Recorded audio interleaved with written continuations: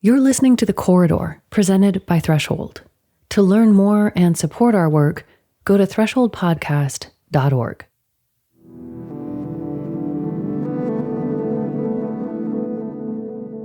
There's a town just upriver from New Orleans called St. Rose. On the grassy levee there's a marker commemorating a historic free town called Elkinsville. Its namesake was Palmer Elkins, a free black man who founded the town in 1873.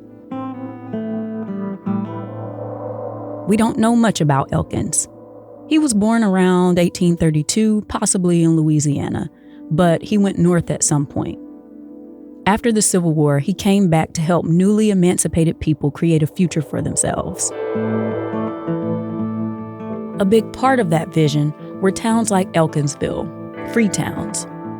Free towns had existed before the Civil War, but they grew dramatically after the war freed about 4 million people from slavery.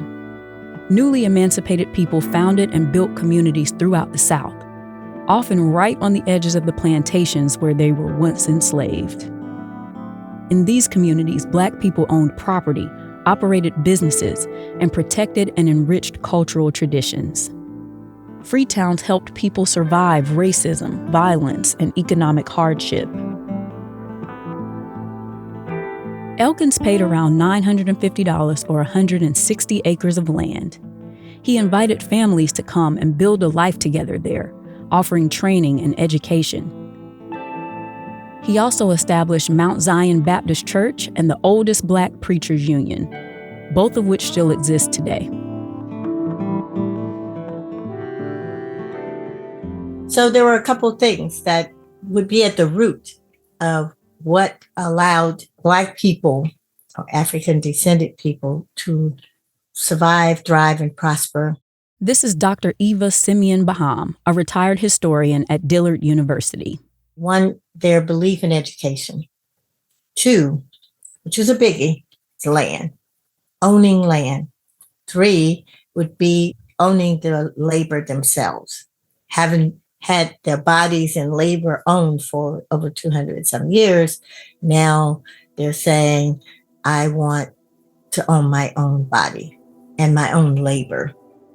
In the tumultuous years after the Civil War, African American men armed with new rights began to vote and to run for office. And they won. Louisiana had one of the first Black governors and one of the first Black senators, too. There were Black mayors in Baton Rouge and Donaldsonville, and Black sheriffs, judges, and policemen all over the state. And like Palmer Elkins, many also bought land. It's heartwarming sometimes when I watch Finding Your Roots and they're talking about somebody, a Black person whose people bought land in the 1870s or so, and it's still in their families. Yeah, it's still in their families.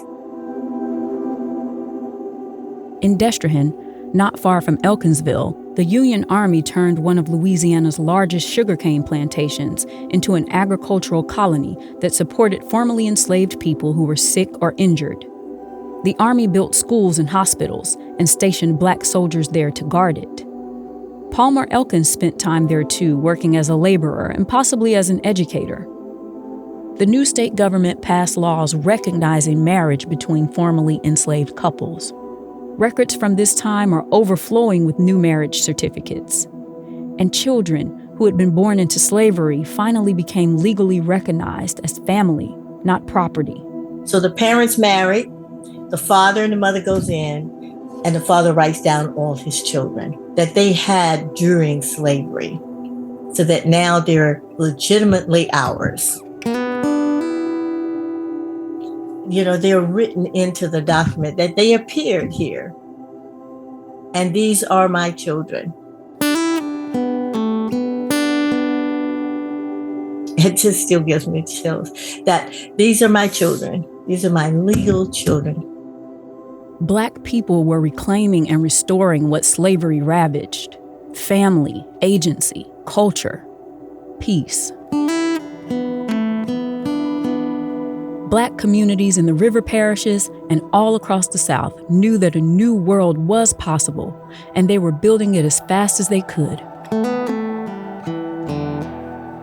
But as much momentum as they had, another kind of momentum was building among the people whose power had been stripped away by the Civil War. There were riots, violence inflicted upon Black people all over the South and outside of the South too, but particularly in these slave states. Terrible acts of violence. The legacy of this period, known as Reconstruction, shapes the culture of the corridor today. Its history of kinship and resistance, where communities were advancing and even flourishing, makes people here proud. But it's how Reconstruction ended that got us to where we are today. Much of what is happening is rooted in slavery, but more directly in Reconstruction. If you want to understand the 20th century and now the 21st century, look to Reconstruction. So if we skip Reconstruction and go straight to slavery, we obscure what was happening that set up the 20th century. The past is an indication of the present.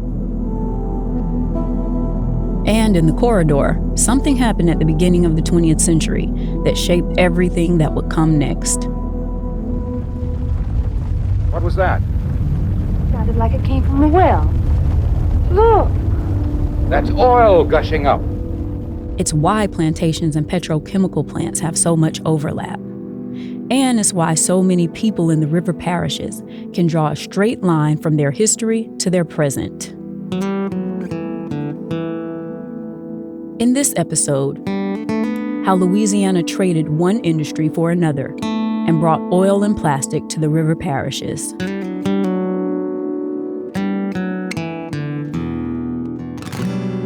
I'm Jahannaila Avery, and this is The Corridor.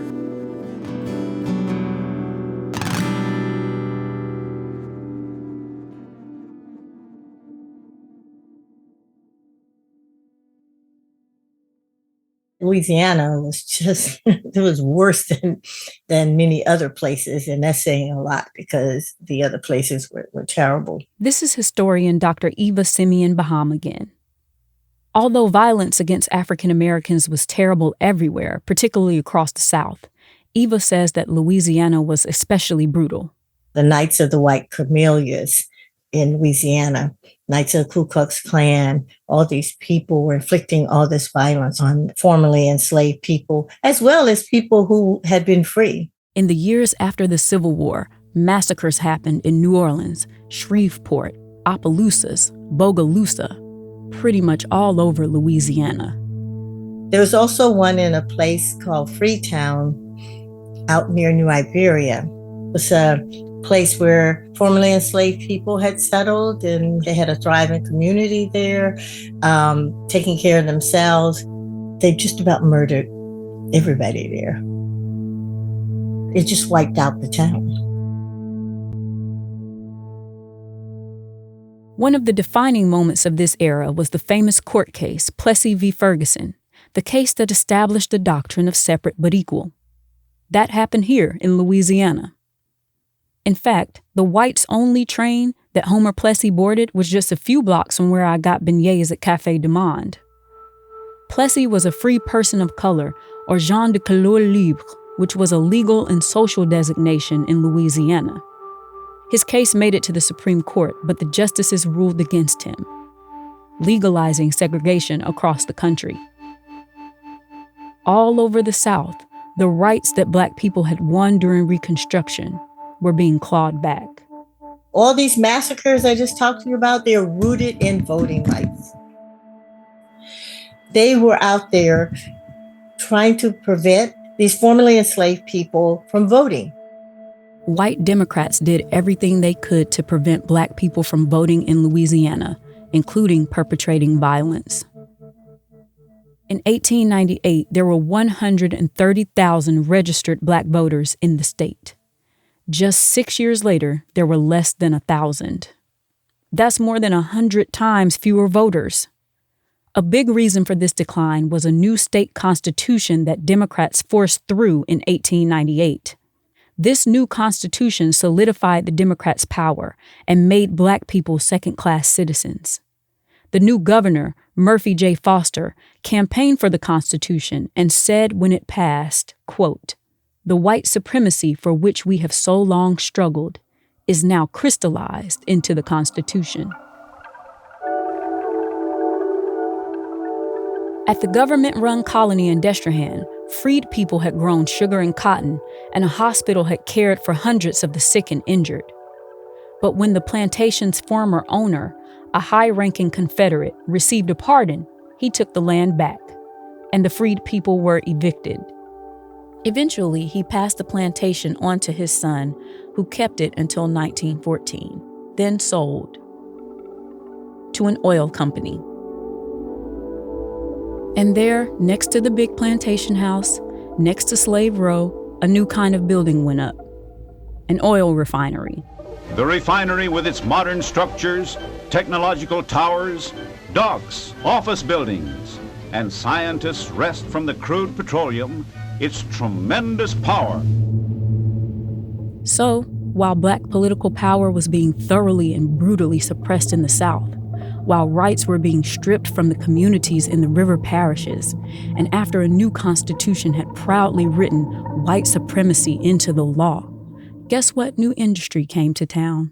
One oppressive economy begets another. This is Barbara Allen. And I'm a professor in the Department of Science, Technology, and Society at Virginia Tech's Washington, D.C. campus. Barbara grew up in Louisiana, and she used to teach architecture in New Orleans. But a drive up the River Road to look at plantation homes with some historic preservationists changed everything for her. As we were driving along the Great River Road, I could barely look at the houses, the plantation houses, because of the looming enormous petrochemical plants, which sat right behind them, in some cases practically touching them. And I asked my colleague, what's the story here? Why are these enormous chemical plants in the same space that the plantations used to be? That question actually drove her back to school, and she ended up writing a history of how this area came to have so much heavy industry. So it goes back pretty early, where the oil companies and later the chemical companies were buying plantations and then using that land for their facilities. And the reason that they bought the land from the plantation owners, the big white families, is because that family typically owned a large portion of land outright in the family name. So these big pieces of land were perfect for industry, and the transactions were easy to make when one family owned the whole thing. But why did the plants want to come here in the first place? Well, Louisiana had some of the biggest oil fields in the United States. And of course, the river. So the plantations themselves had really good docking availability along the levee. What's termed in Louisiana is good batture, and that's from a French word, and I can't spell it, but that's what they call it. And batture is how you bring your boats in, how you bring the ships in and dock it. In many ways, southern Louisiana was perfect for the oil industry, almost like a petrochemical laboratory built by nature. It had the natural resources the plants depend on, like oil, natural gas, water, and sulfur. It also had something else, vast underground caverns called salt domes, sometimes miles wide. These once held brine, and the plants used the salty water for industrial processing. Once the brine was gone, these empty caverns became storage tanks for oil and gas. These salt domes still store hundreds of millions of barrels of oil all over Louisiana. Just like the plantation economy, the oil industry was concentrated among a powerful elite. Standard Oil built a refinery in Baton Rouge in 1909. It soon became one of the biggest in the world. And these plants weren't just producing oil. They made everything that comes from it. Tons of synthetic products, including rubber and plastic, derived from petrochemicals. The story of plastics in the South predates the construction of the big petrochemical facilities, and it begins with the story of cotton.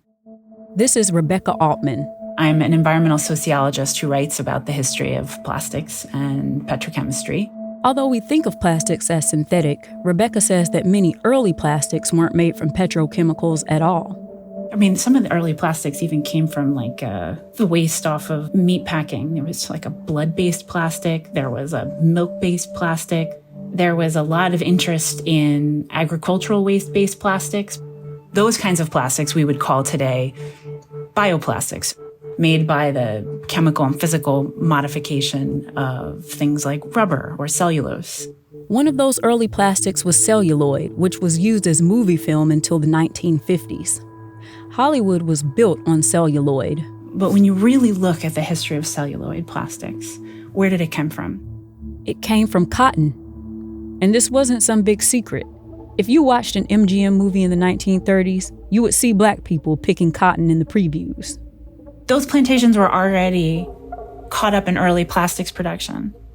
But fossil fuels unlocked whole new ways of making plastic. Plastics developed along kind of two parallel tracks, one in which industry figured out how to modify nature's polymers and make them useful and make them into industrial and commercial products. At the same time, chemistry was figuring out how to modify carbon molecules at the molecular level. You see those two historical tracks converge in the early years of the 20th century with Bakelite plastics. Bakelite, a material that was heat resistant, didn't conduct electricity, and could be molded into any shape. If you have any vintage stuff like an old camera, chances are there's Bakelite in there somewhere. And so that is also where we see the beginnings of that relationship between fossil carbon and plastics. Bakelite was made from wood, alcohol, and coal tar. Two main raw materials: phenol, commonly known as carbolic acid, and formaldehyde. All we need is this burner, this flask, and this reflux condenser. Now, it so happens that these two chemicals have a natural tendency to react upon each other and combine. The synthetic resin that came out could be used for almost anything. Bottle caps, jar lids, telephone handles, car ignitions, aircraft parts, and a bunch of other stuff. But the list is endless. This new plastic was even used to make high-end jewelry. We consider it equal, if not better than the natural mineral. It's beautiful. And how light. And so smooth and warm to the touch. But will it keep its fine appearance? Yes, permanently. In 1936, Standard Oil built its first petrochemical plant in Baton Rouge. A decade later, there were hundreds of refineries and plants all along the Mississippi, and more plants operating all over the world. A world-circling empire of plastics. To make us more prosperous in peace and more powerful in war. World War II kicked off huge government investment in oil, gas, and petrochemicals. And you start to see this more mass conversion to using refinery byproducts from oil and gas production. By the 1960s, the tangle of oil, gas, and chemical pipelines on the Gulf Coast was so thick it earned a nickname, the Spaghetti Bowl. But I like to think of it more like an ecosystem.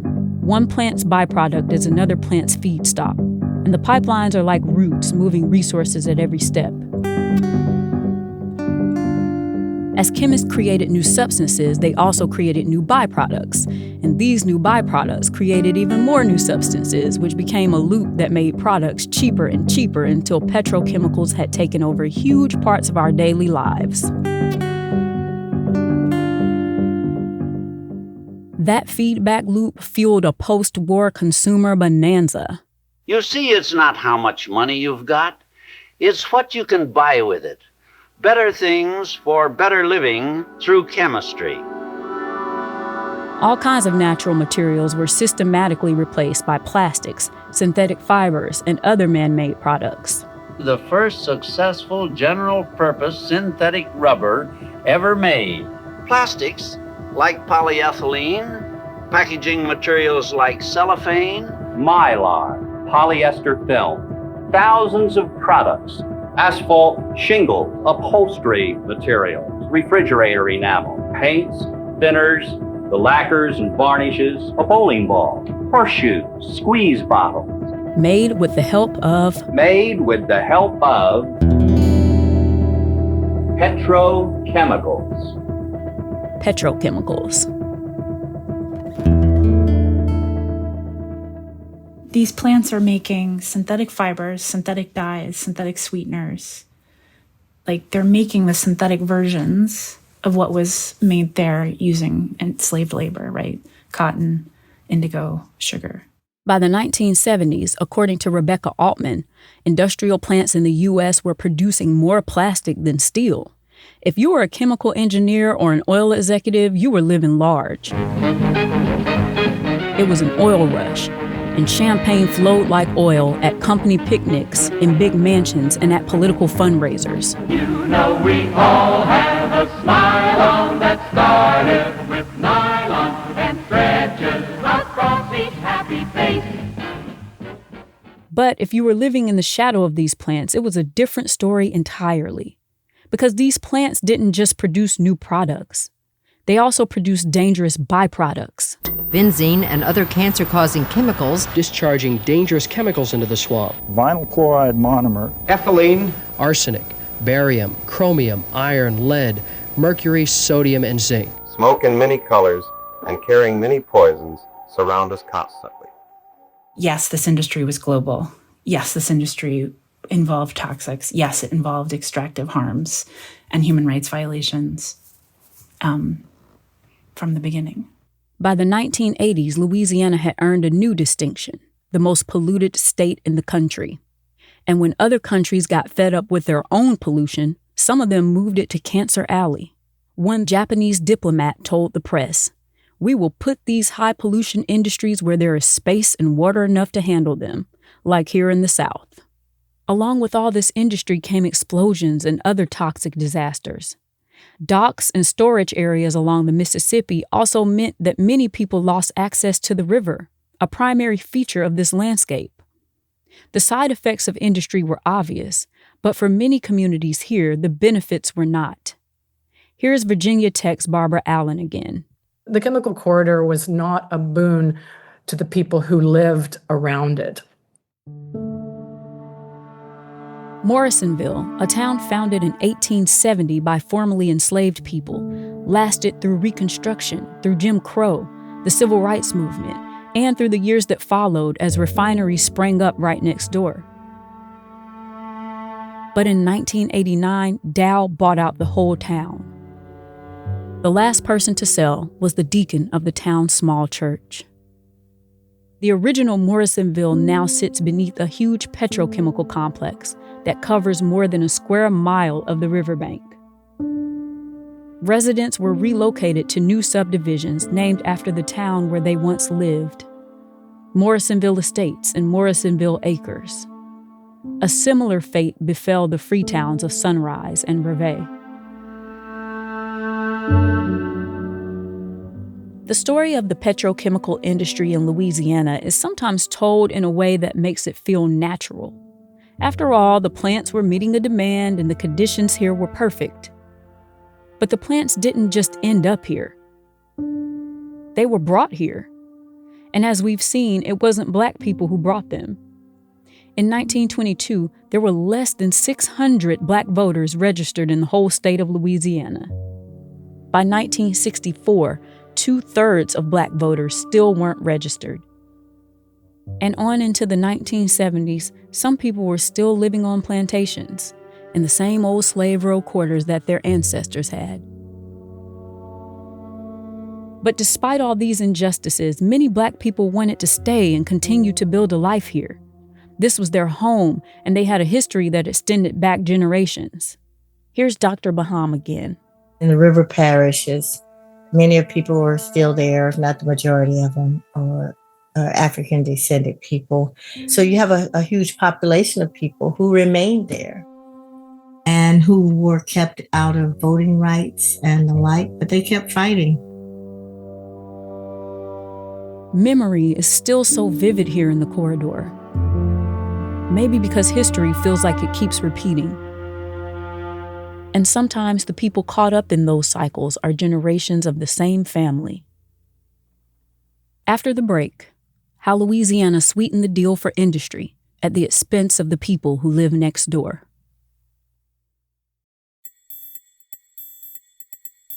Hi, I'm Doug Parsons, host of America Adapts. I often say climate adaptation is the greatest story never told. Every day, people are finding new ways to prepare for heat, floods, wildfire, rising seas, insurance challenges, and so much more. But most of those stories never make the headlines. That's why I created America Adapts. With more than 250 episodes, I interview the experts, innovators, and practitioners helping communities navigate a changing climate. Because climate adaptation isn't just our future, it's already happening. Sometimes you just need a moment in nature. And the Points North podcast has you covered. Okay, check 1, 2, all right. Rolling. You can listen to top-notch stories that sink deeply into the natural world, with moments of surprise. It's amazing. Oh my God. Oh my God. I thought this was a pear. This is an absolutely crazy apple tree. Moments of wonder. When a plant opens its bloom, it's kind of like it's opening its eyes in a way, right? It's like you're talking to a bird. Oh yeah, it gives me goosebumps every time. And moments of calm, where you can just slow down. Get your nature fix. Listen to Points North. Subscribe wherever you listen to podcasts. Water temperature is pretty nice. All right, wish me luck. Here we go. Welcome back. I'm Jahanaila Avery. Okay, so the next part of our story is about taxes. I know. Nobody wants to talk about taxes, and most of the time, I don't either. But they are an important part of why oil, gas, and petrochemicals made their way to Louisiana. Because, plants do bring money. They create jobs, especially when they're being built. They donate to schools, libraries, and hospitals. And they do make money, and plenty of it. But there's one thing they don't do much of here in Louisiana: pay taxes. Louisiana has a tax exemption program that I would use the word generous, but not in a positive way. It is extremely, extremely large. It gives away a lot of local property tax revenue to large corporations without really any accountability. This is Nick Messenger, an economist with the Ohio River Valley Institute, who studied the tax breaks Louisiana gives to industry. The state gives an incredible amount of tax benefit to these corporations from local revenues. And these are revenues that fund public safety services, fire departments. They fund road construction and infrastructure. They go to schools. States have a lot of tools to attract new business. Some do it by making their state an enticing place to live, with good roads, schools, public transportation, and housing, all that stuff that's generally funded by tax dollars. But a lot of states also promise to waive taxes for new businesses that create jobs, which, as Nick said, can actually take money away from these local services. So tax exemptions are something that pretty much every state in the country does. Cities do them, counties do them. So you see this a lot in areas where things have gotten pretty bad economically. Nick says that tax exemptions are seen as kind of a quick fix for places looking to grow their economy. And on one level, it does seem like it's worked in Louisiana. Louisiana has the highest GDP per capita from the petrochemical industry in the country, higher than Texas, higher than California. GDP, or gross domestic product, is how economists measure economic production. It's a number they assign to a place's total economic output. Every barrel or every shipment of chemicals that a factory makes counts towards the parish's GDP. And Nick says that if that GDP were evenly divided, it would mean good things for the people who live in the parishes that make all this stuff.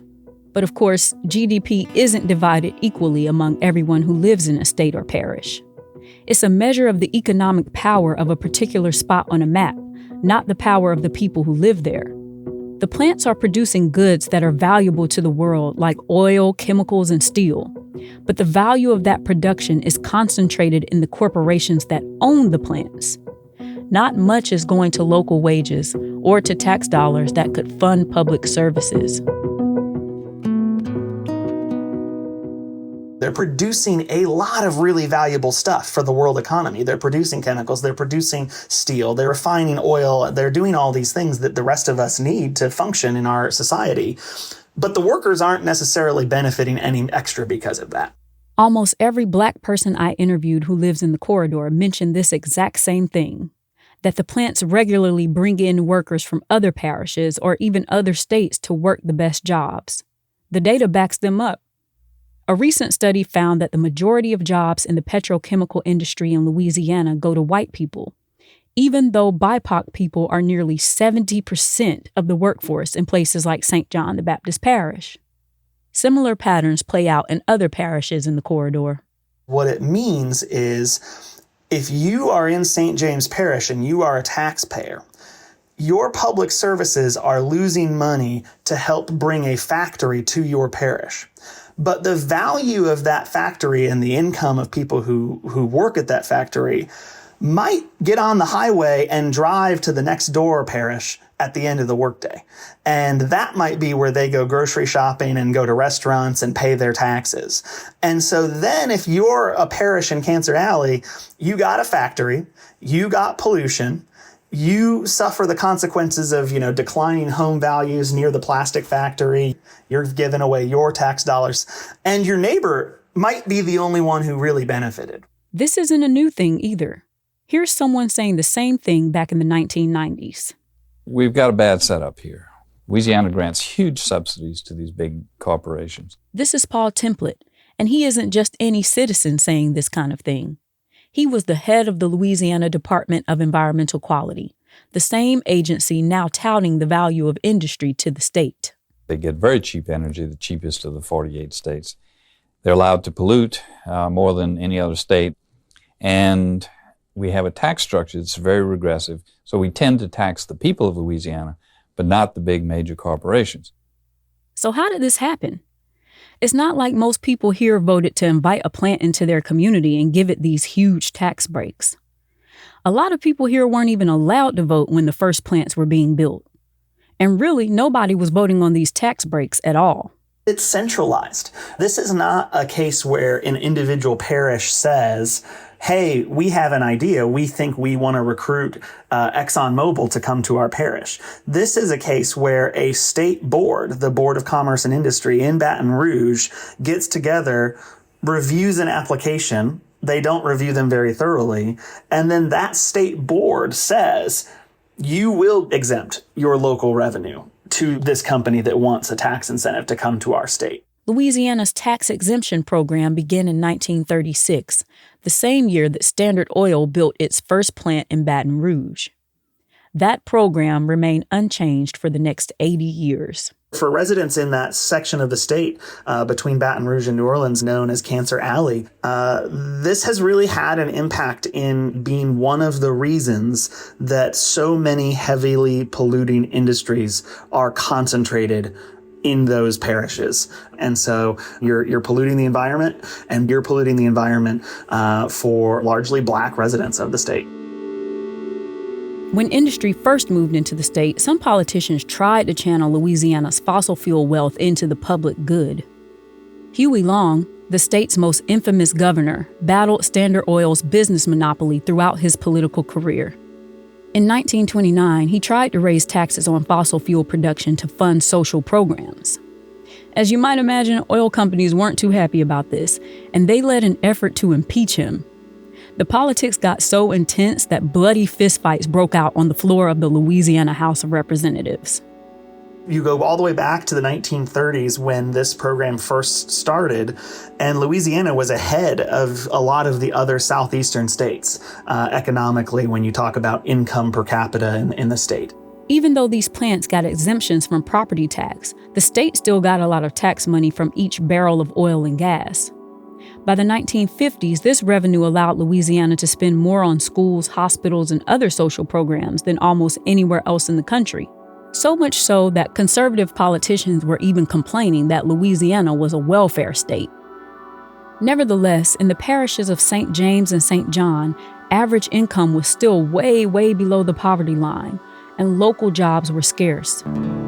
Many of the remaining sugarcane plantations consolidated and mechanized, so even farm labor was hard to come by.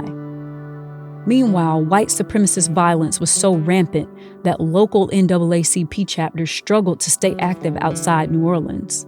Baton Rouge, the capital of the state, had no active chapter for several years. Here's a local civil rights activist, A.Z. Young, at a protest in 1967. You take our boys and throw them in Vietnam. These same boys can't walk the streets in Louisiana and Mississippi and around and feel free to walk the streets. We've been beaten, we've been pushed around. The fact that I can't walk the streets like any other man, gracefully, upright, this is absolutely a disgrace to humanity. In the 1960s, Governor John McKeithen made industrial development a top priority. He dubbed Louisiana the right to profit state and met with business leaders around the world, urging them to relocate to Louisiana. He ran full-page newspaper ads urging industrial plants to fill the air with the smoke of progress. We have a moral duty to prosperity and inescapably to ourselves. And all this worked. The tax breaks, the river, the abundant oil and natural gas. State and local officials were eager to rezone land from agricultural and residential to heavy industrial use. If you were involved in anything synthetic, Louisiana was a pretty sure bet. Some 85% of all of the petrochemicals manufactured in the country are manufactured in the area around Houston, Texas, and along the Louisiana Gulf Coast.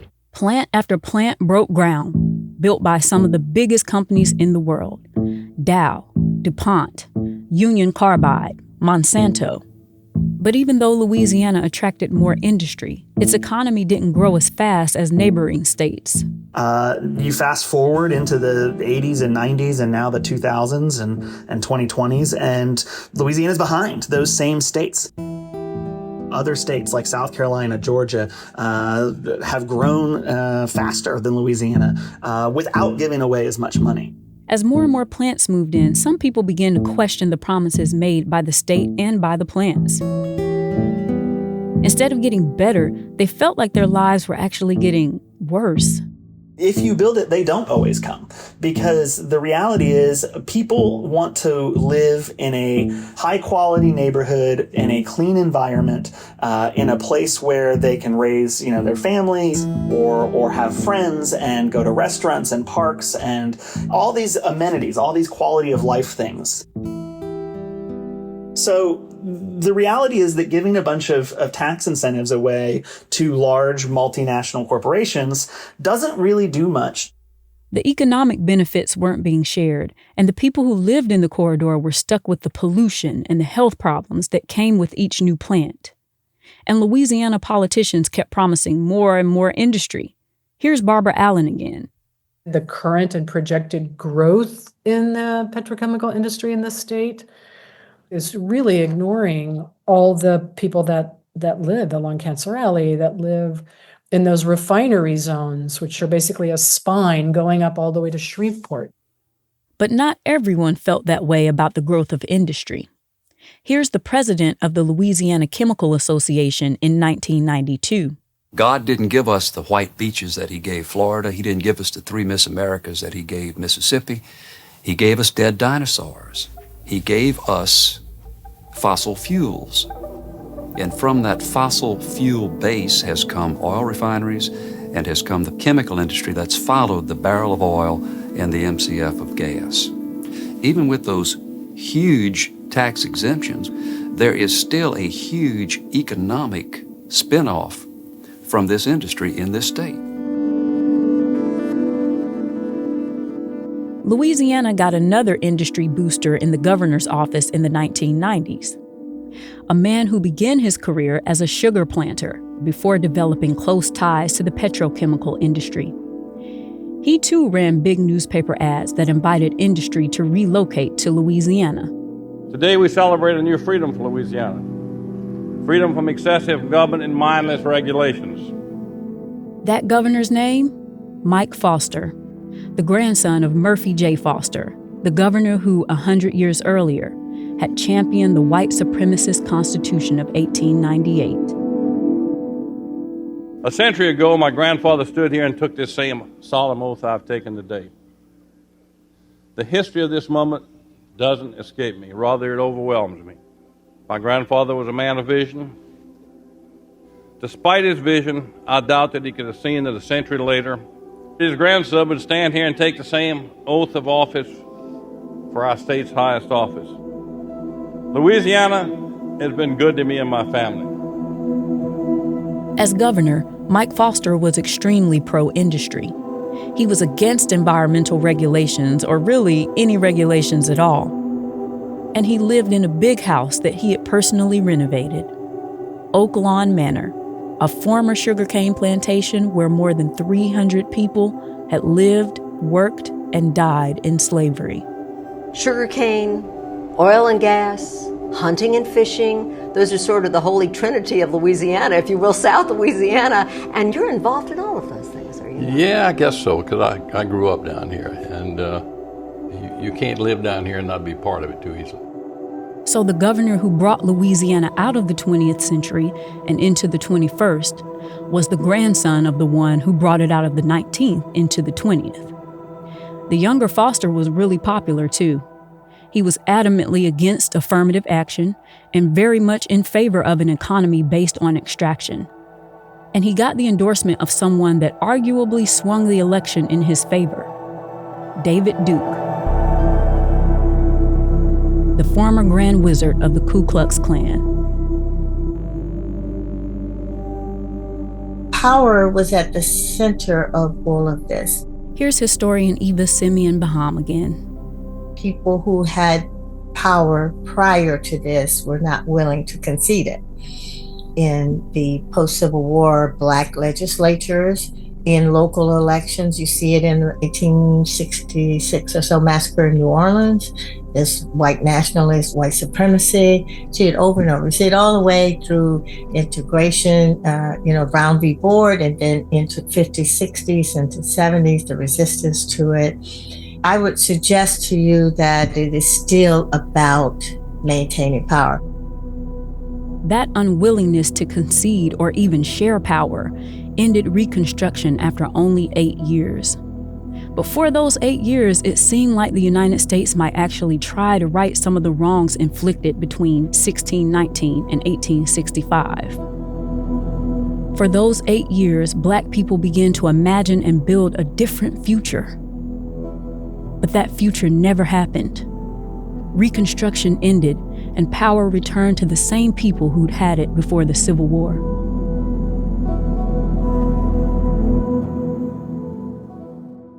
So the plantations themselves, they're kind of they're the residue of this whole system that's now churned and churned, this really oppressive economic system that we have. And now they have at the top of the vat these awful plants. So I look at them as a kind of evidence of the system that came before, and the fact that we're still in that loop of powerlessness, of racial inequity, of income inequity. It just seems to be a continuation. The more I learned about what happened in Louisiana after the Civil War, the more it seemed like this is how things go here. People struggle for decades to open up these windows of opportunity, and again, that window slams back shut. But if I've learned anything from all this history, it's that the window never closes all the way. And once we've looked through it, we can't forget what we've seen.